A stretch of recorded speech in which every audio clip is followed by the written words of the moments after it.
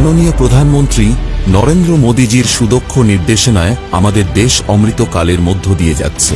নতুন সূর্যোদয়ের এই যুগে মাননীয় প্রধানমন্ত্রী ভারতীয় রেলওয়ে স্টেশনগুলিকে বিশ্বমানের করে তুলতে বদ্ধপরিকর, যা প্রতিটি ভারতীয়র স্বপ্ন।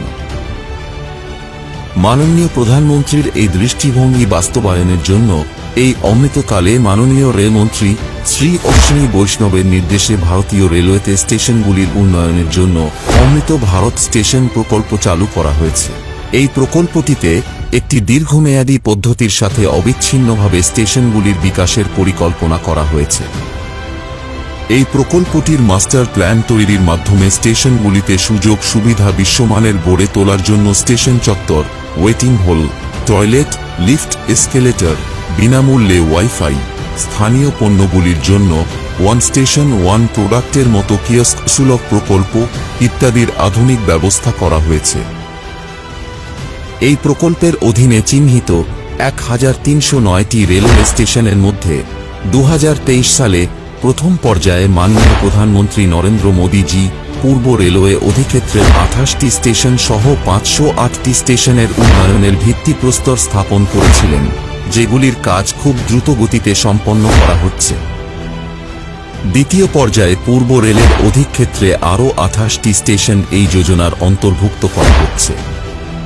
ভবিষ্যতে পূর্ব রেলওয়ের এই অমৃত স্টেশনগুলি একটি অর্থনৈতিক কেন্দ্র হয়ে উঠবে, মাননীয় প্রধানমন্ত্রীজির ভোকাল ফর লোকাল ধারণাকে বাস্তবায়িত করবে এবং স্থানীয় পণ্য দ্রব্যগুলিকে বৃহত্তর বাজারে তুলে ধরার কেন্দ্র হিসেবে গড়ে উঠবে।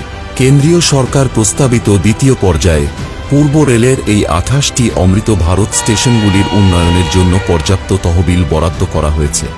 শিয়ালদহ ডিভিশনে অমৃত ভারত স্টেশন প্রকল্পের অধীনে 8টি স্টেশনের পুনঃ উন্নয়নের ভিত্তিপ্রস্তর স্থাপন করা হবে।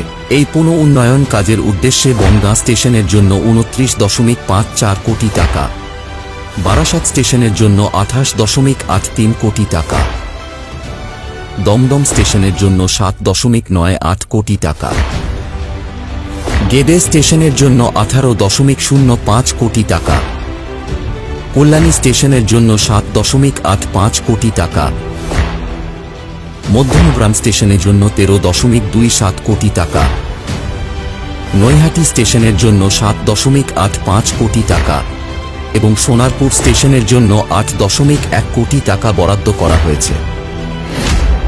এই অমৃতকালে স্টেশন উন্নয়নের জন্য বরাদ্দ অর্থের প্রবাহ অধিক কর্মসংস্থান এবং নতুন ব্যবসার সুযোগ তৈরি করবে এবং এইভাবে এই অঞ্চলে অর্থনৈতিক উন্নয়নের বহু কাঙ্ক্ষিত অমৃত নিয়ে আসবে।